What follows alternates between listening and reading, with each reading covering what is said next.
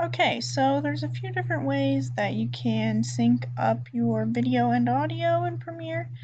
The first way that I'm going to show you is the most tedious way to do it. It works, but it's not the easiest way, and it's not always foolproof. So, you would take your video and drag it onto your timeline, and then you would go grab your audio that you want to sync up with it, drag that underneath. And then what you would do is you would zoom in to where your slate hit. So you can go through and look at it on the video. So there it is, clapping right there. So what you need to do is zoom in so that you can see where the clap is. So it's usually the tallest point in your audio. And I believe in this audio it's all the way over here. So let's listen to this, see if it's the same. Yep. So what you'd need to do is manually go in and drag it so that it matches. So it's very tedious. It doesn't always line up exactly how you want it, but it's an option. So you would just go in there and line it up so that they both clapped at the same time. So minor adjustments. So even there, like, they're not exact. You can hear the echo. Yeah, so it's still a little bit off. You go in here, make tiny little adjustments. That's still off. So like I said, that it's weird and it's tedious, but if you zoom in, you can get a better idea. But it's not the best way. So I'm going to show you a couple of other better ways to do it. Let's start that over. So if you drag your clip in to the timeline again, you drag your audio into the timeline again, click on your footage with your audio attached, right click and unlink them. Sometimes this way doesn't really work if the video is attached. I don't know why, but just a quirk that Premiere has.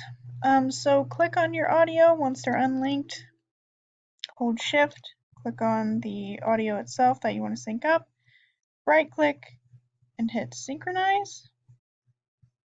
And then it'll probably start here at clip start, but go to audio, track channel 1, whichever one you want to sync it to. So whichever audio you want to sync it to. So ours is in track 1. Okay. Boom. It moves it. You can see where the slate clap is right there. There you go. So